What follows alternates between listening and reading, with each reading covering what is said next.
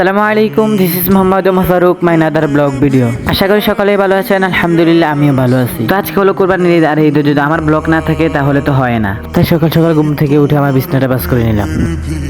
দেন আমি কিছুক্ষণ করে পড়ার পর আমি গোসল করতে চলে যাচ্ছি। তো আমি এখন গোসল করতে চলে যাব। গোসল করার পরে আমি রেডি হব। তো এখানে আমার গোসল করা শেষ। তো আমি এখন পাঞ্জাবি পরে রেডি হয়ে নিব। তো এক এক করে আমি পাঞ্জাবি, টুপি এবং সুগন্ধি ব্যবহার করে রেডি হয়ে নিলাম। দেন আমার রেডি হওয়া শেষ। এখন চলে যাচ্ছে আমি ঈদগাহ দেখতে দেখতে চলে আসলাম আমাদের ঈদগাহের দিকে। তো এখন আমরা সবাই নামাজ পড়ব, আপনারা দেখতে থাকুন। আলহামদুলিল্লাহ আমাদের নামাজ পড়া ডান। এখন হলো মূল কাজ, এটা হলো পশু জবাই করা।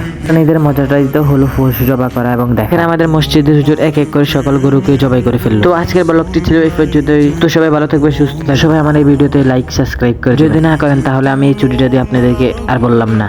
তো সবাই ভালো থাকবেন, সুস্থ থাকবেন। আল্লাহ হাফেজ।